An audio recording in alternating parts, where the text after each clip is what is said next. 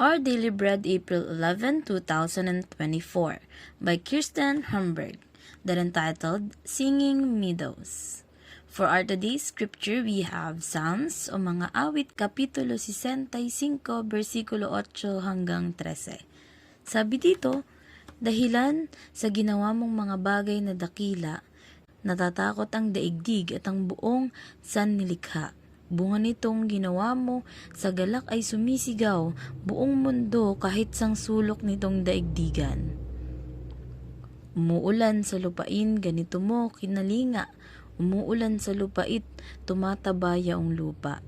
Patuloy na umaagos ang bigay mong mga batis.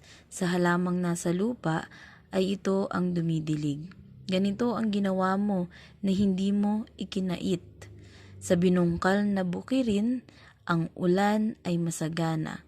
Ang bukirin ay matubig at palaging basang-basa.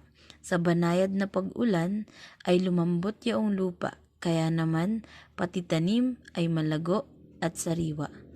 Nag-aani ng marami sa tulong mong ginagawa, at san man magpunta ay kay masaganang masagana. Ang pastulay punong-puno ng matabang mga kawan, naghahari yaong galak sa lahat ng kaburulan. Gumagala yaong tupa sa gitna ng kaparangan, at hitik naman ang trigo sa kapatagan. Ang lahat ay umaawit, sa galak ay sumisigaw. Purihin ang ating Diyos sa pagkakabasa ng kanyang mga dakilang salita. And the statement started like this.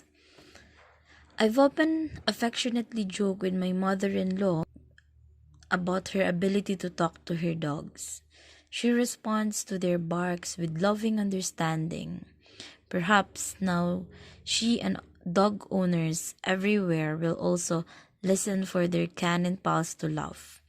Scientists have discovered that many animals, including dogs, cows, foxes, seals, and parakeets all have vocal play signals, otherwise known as laughter.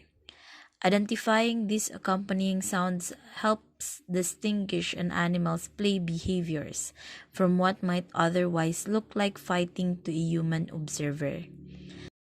That animals express laughter and joy gives us a delightful glimmer of what it might look like for other parts of creation to praise God in their own way. As King David looked over his surroundings, it seemed to him the hills were clothed with gladness, and the meadows and valleys were shouting for joy. David recognized that God has cared for and enriched the land, providing both beauty and sustenance. Ang statement ay tungkol sa mga taong sobrang lapit yung loob sa mga hayop. Aso, pusa, baka, kalabaw o kahit ano pang animals na madalas kausapin ng mga tao. Sinasabi dito na ang mga hayop daw ay may kakayahang maparating o magparating ng mensahe sa tao sa pamamagitan ng kanilang mga signal o connection, lalo na kapag gusto nilang tumawa.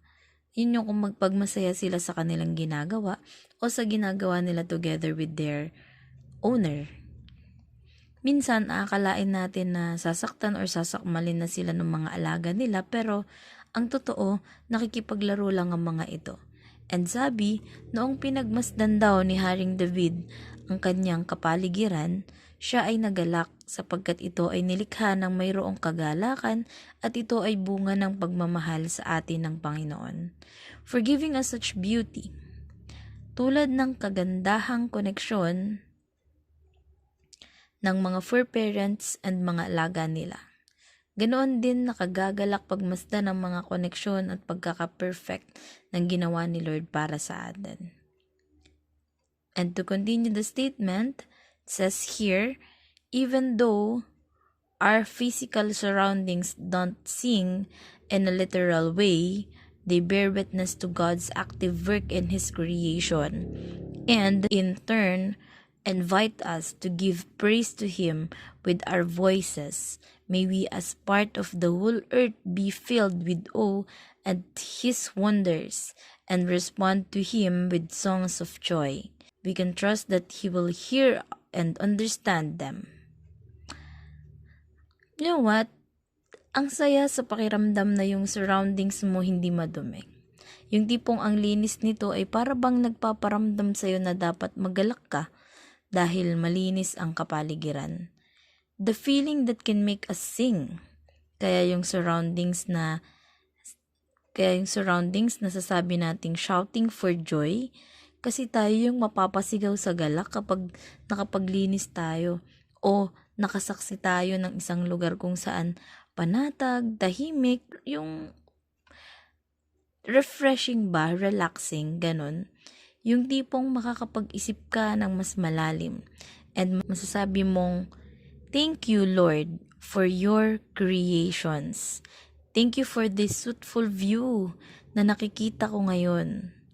At mapapakanta ka ng, salamat, salamat, O Diyos sa pag-ibig mo.